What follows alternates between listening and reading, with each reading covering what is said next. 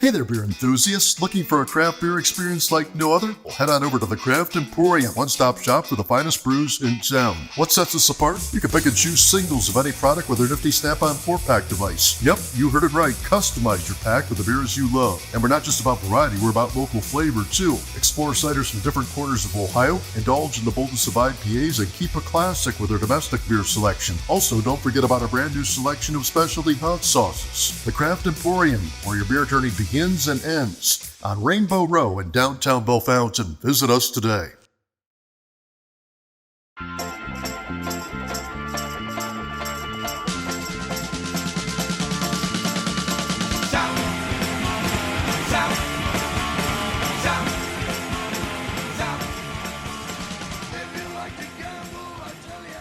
Hey everybody, thanks for joining us tonight for the third episode of The Hot Seat with me, Brian Harmon, owner and operator of the Craft Emporium, located on West Chillicothe Avenue, Rainbow Row in downtown Bellefontaine. Tonight I am joined by Mr. Braydon Campbell. You may know Braydon as the manager and barista at Native Coffee at the corner of Columbus and Detroit. Braydon, thank you very much, dude. Yeah, thanks for having me. I appreciate it. You've been a casual observer of the first two episodes. Oh yeah, mainly just snickering in the background. Snickering quietly in the background, Yeah. but you decided, let's do this. It's time. I got to show everybody else up. I love that. All right. Obviously, you're no stranger to the hot stuff. Nope. We'll get into it later. You have a whole event that you run, but hot food, is that a go-to for you, or do you normally order hot food when you go out to dinner? Oh yeah, hot food every single time. Like even Thai places where they look at me and they're like, "Can you handle this?" And I'm like, "Yeah, lay it down, just Crazy as spicy gringo. as possible." Right, right. Always down for it. Not all of these will be hot. We'll do a succession of 10 sauces on 10 chunks or balls of chicken, as you've chosen. Chicken And balls. we're going to get about halfway through before we sweat. But in the meantime, we'll learn a little bit about you and go from there. So Sounds the good first to me. sauce, Los Caliente Barbacoa. It's a sauce from Heatonist. It's a hot one sauce. So we'll dive right in. Perfect.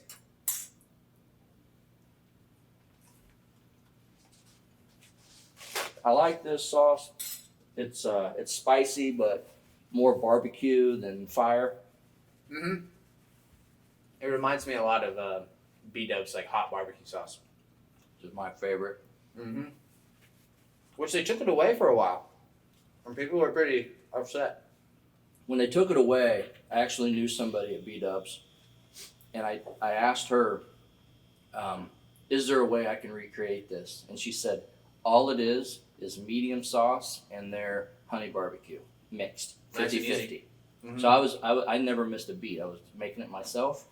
Anybody else that wants to make it, there's your recipe, 50-50. Figured it out. Yeah, we're hacking here. We'll make it through this stuff. What you think? Like that one? The ball was huge. I'm still trying to get through it. Yeah. It was great. Oh, It's yeah. a little bit different than the chicken that we've had before. These are preformed things. So, but speaking of these balls, Hot balls. let's talk about Nug Palm. Mm. It's the brainchild of Braydon, right? I think me and Matt were Yeah. kind of in tandem with that. Yeah. It started out with us doing this. We recreated a Hot Ones episode ourselves. Yeah. With our significant others, probably 7 years ago. And then it morphed into us buying like a spin wheel and doing like random hot sauce challenges with like 6 of our friends. And then we did the hottest hot chocolate in the world. Tried all kinds of different types of sauces. And then we were like, how do we create a game out of this? Yeah. So after shutting down Native one day and workshopping a bunch of different ideas, I actually got the idea from a Rhett and Link Good Mythical Morning episode where they were throwing random objects into other liquids that were just kind of like mixed up and gross, and they were having to eat it. And I was like, that would be dope if it was some form of chicken and some form of hot sauce. Yeah. So, And just for context, this is like beer pong, but with chicken, not into beer, but into hot sauces. Yeah. Yeah. We figured out how to shallow a cup out. Yeah. So you're not using like 16 ounces of hot sauce. Yeah. With a little bit of pea gravel and some smaller like solo cups pretty much. And then that's why we're eating these today, because we were literally using just like the most ball-shaped chicken that we could find. And we did, I think we've done about 5 of them, 5 or 6. And the last time was out near East Liberty? Yeah, Kirkmont? we rented out like a giant like event center. Yeah. Kirkmont, shout out. Thanks for letting us do that. Yes. There was probably 100 to 150 people there to watch us. There's costumes. You get walkout songs like it's a pro wrestling event. You get 2 commentators, interviews after the games, pretty much all the greatest things that you can think of out of an event, and people puking their guts out from the hottest hot sauces in the world. And speaking of the costumes, your good friends shared one of your costumes. They'll see it on the screen. Yep. Okay, you talking about the Guy Flavortown. Fieri? Flavortown, yeah. How did Flavortown do that day? The guys Fieri is what we were calling ourselves. I think we did decently well. We didn't take home the win that night, but we lasted. I think that was the biggest thing. It was loaded up. We loaded it with probably 3 of the hottest hot sauces in the world. The bomb and all that, right? Yeah, the bomb, like Mad Dog, and other Reaper sauces. So it's not an easy task. No. Like, there's a couple easy cups, but the majority of it, you're crying and hallucinating and trying to just get through it. And there's no lead up like this. no, because a lot of people, I mean, it's randomized. They don't know where it's at. So you throw into a cup, and it could be the bomb right off the bat. And if it is, like, you're destroyed for the whole rest of the round. Like, you can't breathe, you're crying, and now you're trying to throw, like, chicken into cups. And we didn't even get to talk about who got destroyed the last time, but our friend Maddie struggled, right? Yeah. Me and my partner destroyed him and his partner in the first round. I'm talking, we ate 2 pieces of chicken, and they ate all of them back to back to back to back. So 10 cups in a row, and it was pretty bad. I mean, he's here tonight. As always, we film in front of a live studio audience. He's here tonight rooting hard against you because of that, I imagine. Probably. Yeah. Yeah. He's Very not here upset. to support you. No. Yeah, right. No. All right. Yeah. Just to screw me over. Well, let's get into number 2. I'm gonna start using this fork since, but this is the, oh man, I struggle with this name every time. Tamalapika from Cantina Royal. Tamarind and smoky chili hot sauce. I love tamarind. So Yeah. I'm down. I'm gonna start taking bites. It's not a So I'm bad not idea. downing. a bunch Especially at the same hotter time. we get. I won't be able to talk. Nice and tasty. It's sweet. It is. It's sweet, it's smoky. Immediately I thought that would be really good on a pork chop. Or something like that. 100%. Yeah. Mm-hmm. That's awesome. So, Native Coffee. Yep. Walk me through that, your experience with Native and where that began and where it's at and all that. Been working in coffee for probably over 15 years now. Kind of here and there. Started in college. Ended up running a couple places. Worked at and managed a Starbucks for a little while. Mhm. And kind of over time figured out that coffee is such an amazing product. The there's a lot they're the 7th most traded commodity in the world. Oh yeah, there's Yeah. at least 8 different countries where it's their main export. So I've been working in it for forever. I was managing a spot there in Lima and kind of apprentice roasting at a couple places just for the heck of it. And that's where I got to be friends with Mandy. Okay. And then Mandy at the time had bought a building in her hometown and was doing a kind of a deli, meat and cheese spot with some grocery items. Yep. And I was like, man, that would be a great place for just a little tiny coffee kiosk. Yeah. Kind of the first thing that I did on my own with their funding. And then from there, we ended up finding ourselves like back here in my hometown. I was running Tangers with Brian there for a little while, just selling furniture. Doing that thing. I was terrible at it. And we were like, we got to figure out something else for this kid to do because he's not good at selling couches. It's not couches. It's always been coffee. Yeah, always. And we're talking about our beloved friends, Brian and Mandy Osterfeld. Yeah. Too. For those that don't know them, Brian and Mandy are great friends to both of us. Oh, yeah. You've The known them homies. a lot. Yeah, they're unbelievable. So a spot opened up about 6 to 7 months after Tangers opened, just right down the road. We were like, man, that's like perfect. Toyed around with the idea for a bit for a coffee shop here in town, and we saw a market, and we wanted to provide something a little bit more upscale and third wave coffee, like something current in the coffee community. To this community they'd never really seen it before. So we jumped on that space quick, like razor thin budget, and just started churning coffee out of there. And now we've been doing it for 7 years. That's awesome. Let's go to number 3. I want to come back to the coffee because there's a lot more to cover on that. This is the Hell Yeah, I'm Hot. Hell yeah. By Violet Claire. I like this one too. That's probably the favorite one I've had so far. It's got some sort of fruit in there that really Cardamom. I love cardamom. You can taste it. Solid. Yeah, absolutely. The coffee industry is similar to craft beer in that a consumer has an option of buying. For me, they can buy Bud Light, Miller Lite, any of that. And what I'm trying to attract is that next level of experience, of flavors, small batch, something completely different than that. For you, your consumer can go to McDonald's. Oh, 100%. And pay $1 for a coffee. But they choose to come to you when maybe the layperson can't tell necessarily the difference between the coffees. So what kind of challenges are that? Do those lay for you and how to overcome? How do you convert that McDonald's coffee drinker to a native coffee drinker?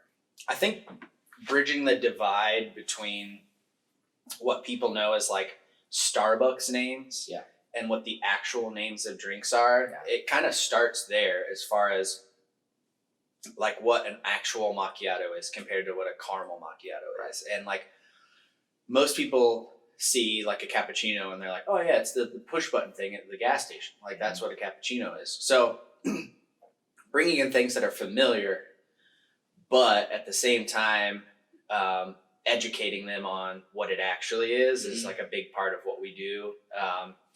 But then again, like just creating better flavors and pulling better espresso shots. Like that's always going to be our thing. Like our espresso is top notch. And you put it perfectly. I always say there's a lot of places in town to get pizza.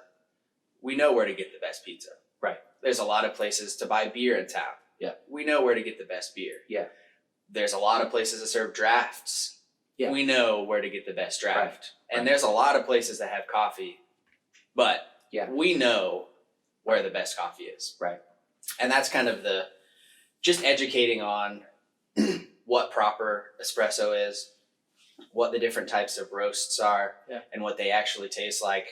And bringing in ethically sourced coffee is just the number one way to bridge that divide as far as like what people see coffee as, and finding the sources that match the values and making sure that, The other thing I think that makes a difference, I don't want to set you up here. We haven't practiced this, but do you remember what I drink when I come into Native? Latte, 16 ounce or 20 ounce, depends on the day. That matters too. 100%. So we have created an experience for me that when I walk up to the counter, you already know what I'm going to get. And so creating that relationship is something that you can't get at a McDonald's or at the gas station or Exactly. something like that. Yeah. And it's, obviously it's something that I tried to do here. Mm-hmm. We talked about fits of how you feel when you sit down at the bar at Brew. They remember what kind of beer you like. And creating that experience, I think, That's everything. really matters. Yeah. And it doesn't cost anything. No, that's why I always say I have no idea where my keys or my wallet is, but I know what over 450 people in Bellefontaine drink daily. Right. I don't know where anything else is Yes. at, but I know that you drink a latte every time you're in. Every time? Yeah. Absolutely. Exactly. And maybe I make it a little easier on you by doing the same thing all the time, but still. We know. Absolutely. All right, let's get into this one. This is actually, I think, my favorite sauce. I'm using the fork now. Yeah, I'm into the fork. Pink peppercorn gin from Eatonist. It's surprising how tangy it is. Mm-hmm. And you can taste the gin. Legit taste it. Normally with alcoholic stuff you can't really and pinpoint especially it, with gin. Mm-hmm. But I love the flavor of that one. It's lots of botanicals. It is. It is. Perfect. It's awesome. What's next for Native? Maybe people don't know. You guys acquired a property probably 500 feet from your current location, maybe 300 feet from your current location, in the old Moore's Cafe building. I may or may not have been in there when it was Moore's Cafe. I know. I heard it was stanky, real stanky. It was. I can neither confirm nor deny. Yeah. But yeah, you're going to class the place up. That's for sure. I would hope so. The place looks cool. Mm-hmm. Yeah, we've had it for a while now, and within the last year, started really putting effort towards renovating it, taking our time. That's the biggest thing. It was in terrible condition. The basement wasn't usable. It was a wild experience to walk through that place because they left it as a bar still. Right. So stocked alcohol, mixers, stuff in the fridges. There was 20 to 25 dumpsters full of just trash in there. Oh my gosh. But the best thing I think that came out of it, other than a great space for us now, is we were able to save, salvage, and restore the original solid wood back bar in there. Yeah. So our back of the coffee bar is Moore's back of the bar. That's really cool. What is next? Next is another one of my faves, Hoff's. Hoss sauce. Oh, yeah. Everyday hot sauce. And this is legit everyday hot sauce. So they did a collaboration with one of my favorite coffee shops in Nashville, where my girlfriend lives. And I got the version of this, but with coffee infused into it. In this huge thing. I probably went through it in a week or two. Unreal. Yeah. House is a solid everyday, like you said. It is. It's got enough spice, to make your nose run, but it's not overpowering. The last two that we've had are two of my absolute favorites that we get. They're great. Yeah. Let's talk beer for a minute. As is custom, I let the guests choose what beer they want to have tonight. Mm-hmm. Tell me about what you chose. I chose Weinstefana. It's just a Hefeweizen. It's the first craft style beer that I've ever had. From what I've always been told, this is the Hefe that everyone wants their Hefe to taste like, but can't get to it. From the world's oldest brewery. But yeah, this was one of the first beers I ever had, period. Except for a sip here and there. But yeah, first beer. It's a good first beer. Still tastes great. It's amazing. Mm-hmm. And they've been brewing beer for 800 years or something. Just a little while. Ridiculous. Yeah. And it's been a staple here at the Craft Emporium. It does great. if I'm trying to carry some of the best beers that I can get my hands on, that has to be on my shelf. And Oh, it has to be. It's one that does fantastic. Mm-hmm. You'll hear oftentimes people will talk about the Hefeweizens that are made really well. They think they have banana in them. Yeah. They actually do not have banana in them, Mm-hmm. but you get that banana kind of a note. Oh of yeah. it a little There's bit. isn't there a German beer that has like a banana on the label, but they don't actually. They don't there's put no it in there? banana in Yeah. it. Yeah. So the Germans take beer extremely seriously. Mm-hmm. They have a purity law of like 15, 16. Oh yeah. Everything, you can't call it a Hefeweizen if you don't follow at least these rules. And so, yeah, adding banana is nowhere in those rules. So But you get it. that's right. You do get those notes. It's amazing. So, all right, let's go to number 6 here. And this one. This turns it up a bit. This one's angry. What is this one? Monoloco, Pierre de Almas. But the key with this is this has the seeds and everything in there. Oh, you can see them. And it's angry. Just roll through it. Yeah. You gotta kind of keep going. Mm-hmm.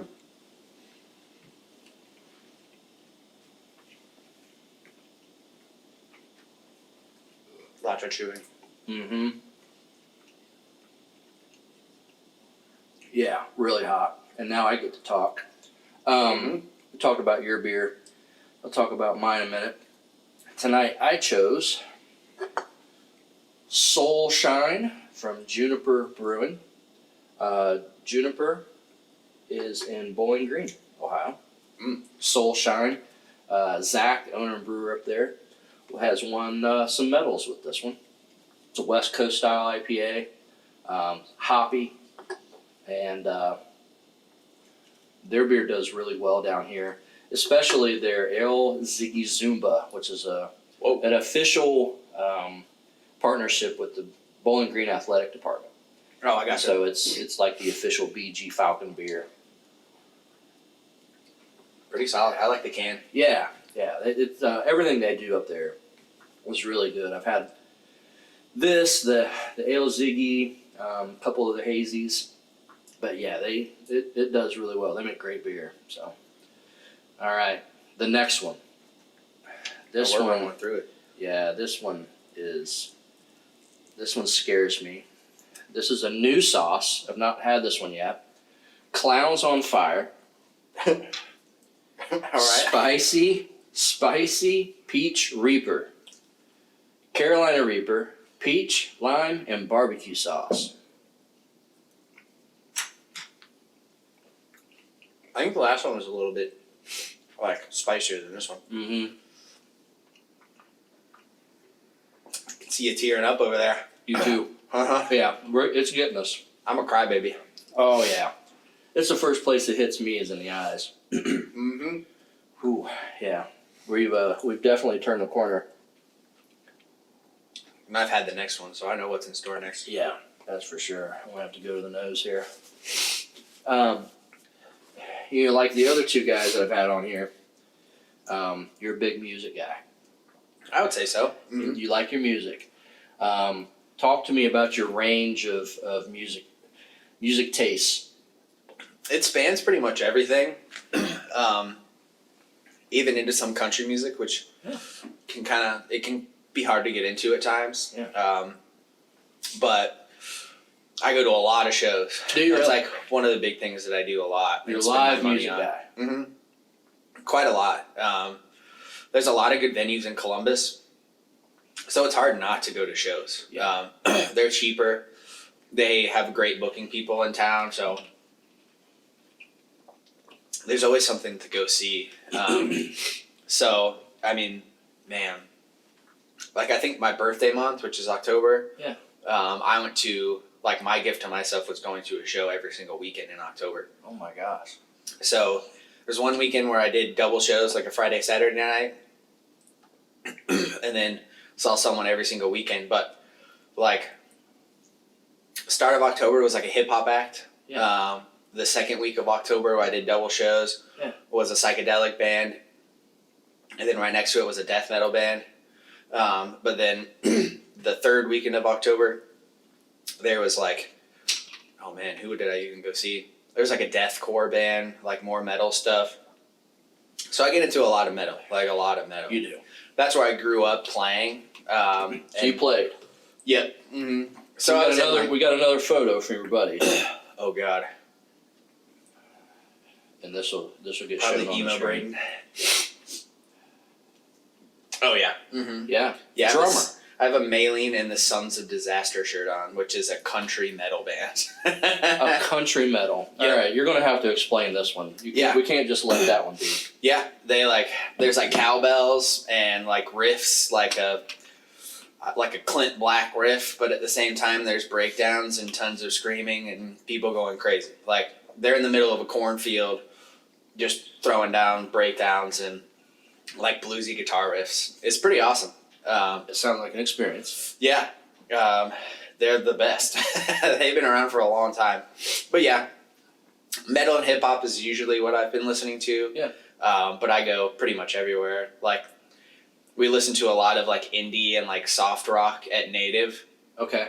So that means when I go home, I have to listen to the polar opposite of it Yeah. because I listen to it all day long. Yeah. So metal is numero uno as far as if I have a playlist and I need to put it on. Yeah. That's it. Yep. That's awesome. What was the last show you went to? Oh man, the last show that I went to. Actually, I went with Matt to a band called the Pinkertones, which is a Weezer cover band, but it's such a niche Weezer cover band that they only play Weezer covers from the 90s. And that's all they do.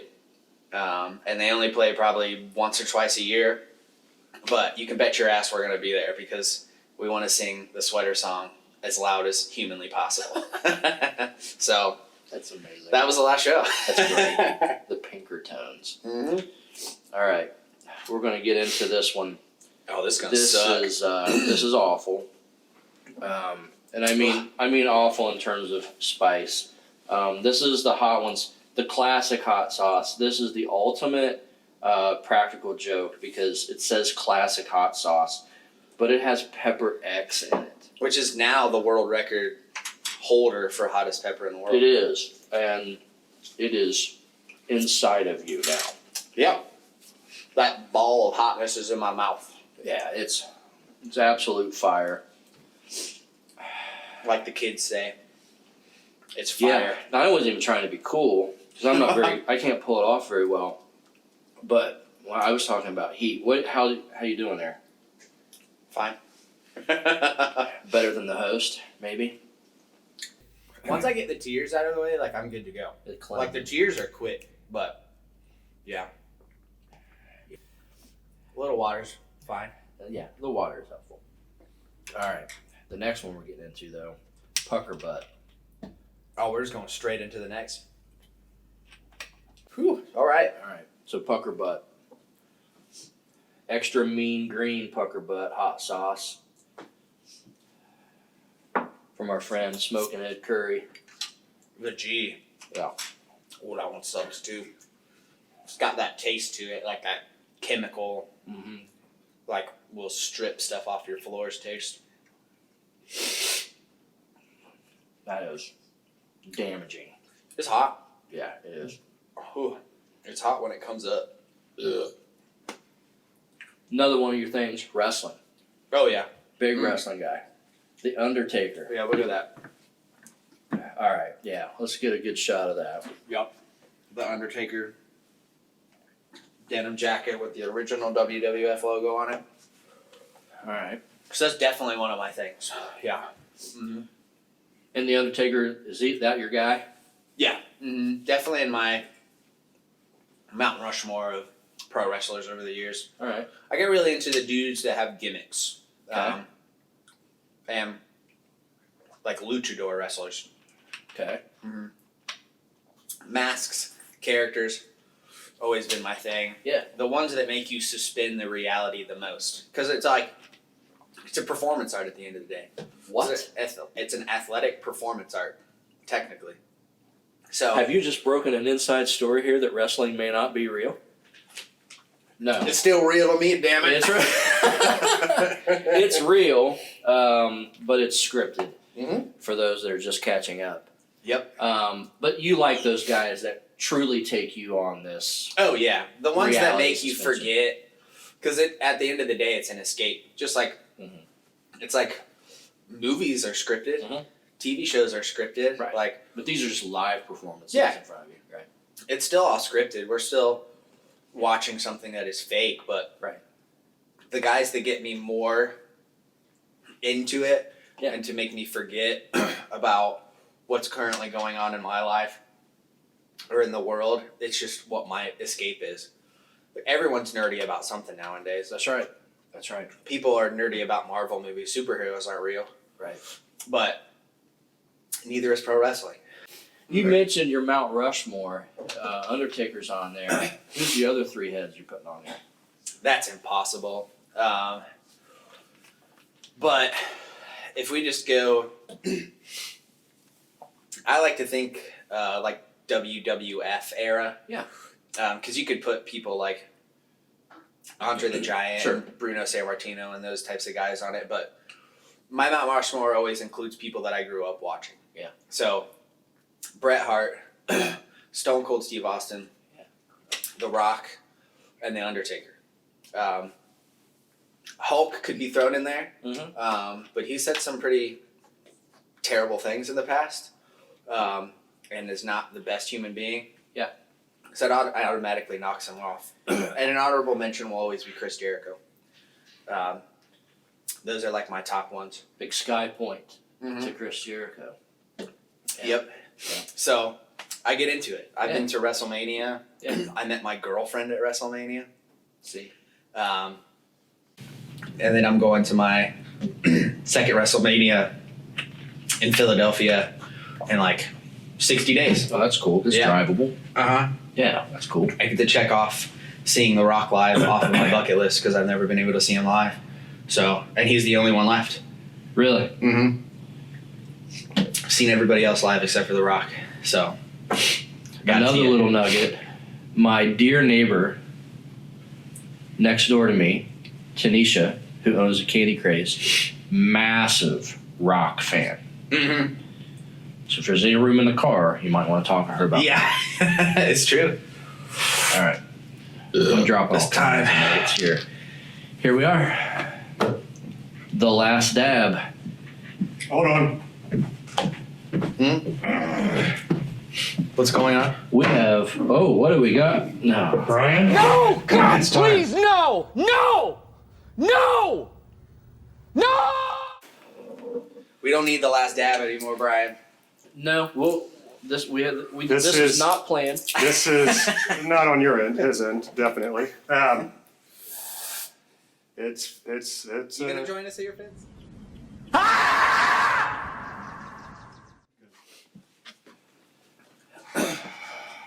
Well, I don't want to do this. You're the guest. What are you doing? Are you doing the Last Dab? Are you doing this? What are you doing He's on doing that? he put me up to this. This is not me. We're doing it all together. All right. And we're doing it All three of us. sparingly, Brian, sparingly.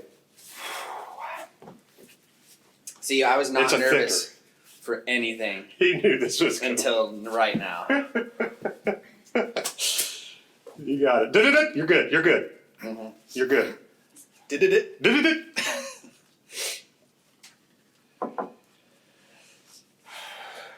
So, I love you, Brian. I waited till the third time. You did. mine has the That- last you did dab that, and right. this on it. Yeah. Dink it. All right. and sink it. Special Doing a good thing. guest host. The Bomb Ground Zero. One of the hottest hot sauces in the world. 100%. I'm not built for this, so But we're built different. You just got to jump into the fire. yeah. Well, here we are. And it is. All right. A fire. Yep. Do your thing. Peace out. Great. Yep. Uh-huh. Wrapping up this episode. As is custom, now you've had the dab, the last dab, And now you've had and the bomb. the bomb. and I'm struggling through the bomb here. This camera, this camera, this camera. Tell us what's next for Braydon. What's next? What's happening? Where are you going? What are you doing? What can we expect? Native's moving. That'll be in a couple months. That'll be super dope. More shows, more pro wrestling, more beer, more fun. That's it. Love it. Great way to end. Thank you so much to my dear friend Braydon and my now mortal enemy Matt Overholt for an exciting episode 3. Thanks for watching episode 3, the hot seat, the Scoville episode. And peace. I'm gonna go die.